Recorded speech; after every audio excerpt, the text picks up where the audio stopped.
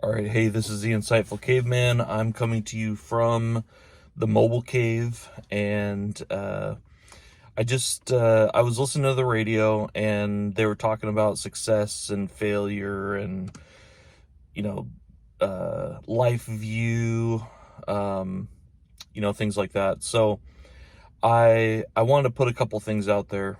The first is that you got to think about success every single day.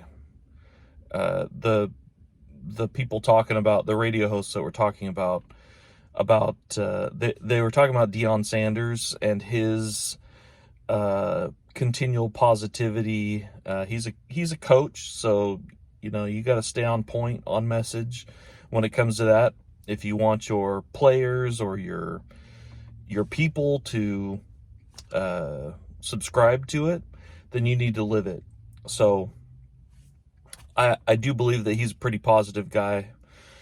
But the radio host was saying, I'm just trying to make it. I'm muddling through. And he was being a little bit facetious, but so there's that.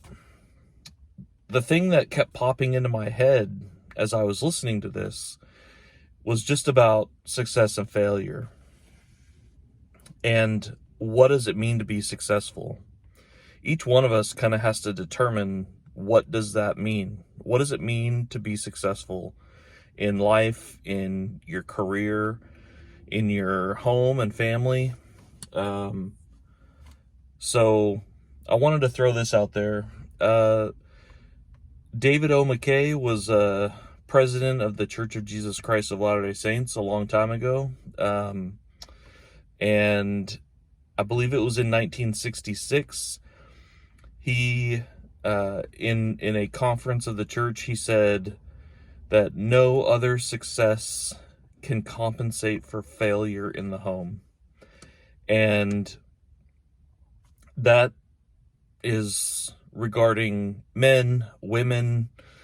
If you have a family, someone who you care about, who cares about you, and who you are responsible for, think about that. No other success can compensate for failure in the home.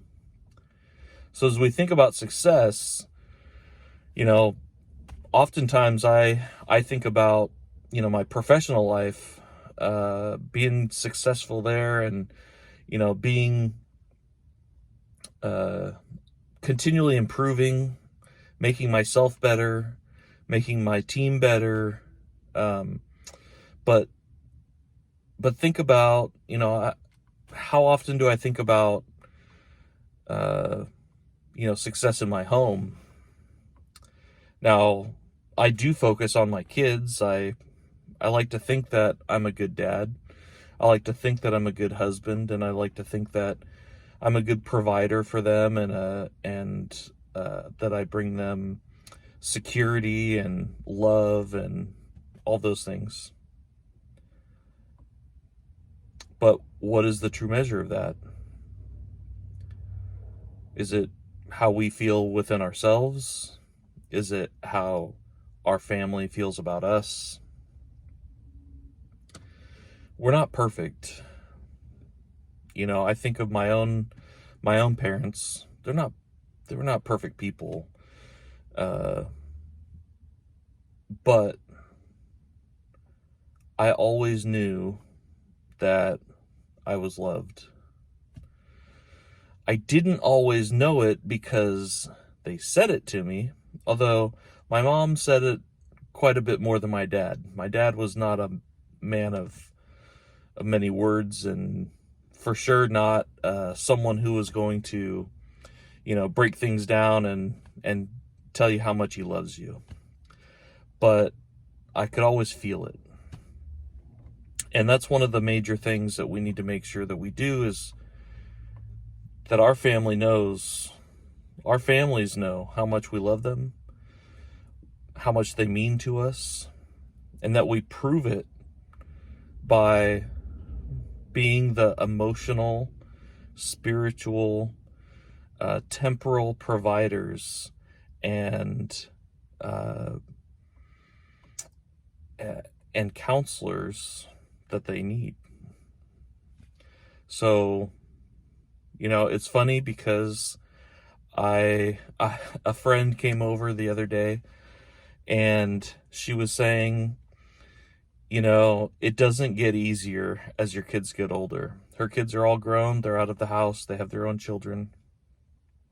She said, the older they get, the less they want to hear what you think about what they're doing, which is totally true. I mean, I'm a full grown adult, and my father's passed away a number of years ago, but my mom,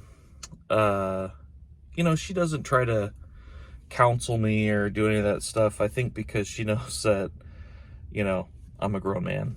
So, anyway, failure and success. What does it mean to you? What's important to you? And if you're not sure, what are you going to do about it? If you're not succeeding in the areas that you should be succeeding, then what are you going to do about that? Anyway, I got to get into work, but just wanted to say that. And, I hope you guys all have a fantastic day. So if you wouldn't mind, subscribe, like, share, show that you care, and have a good one. Thanks.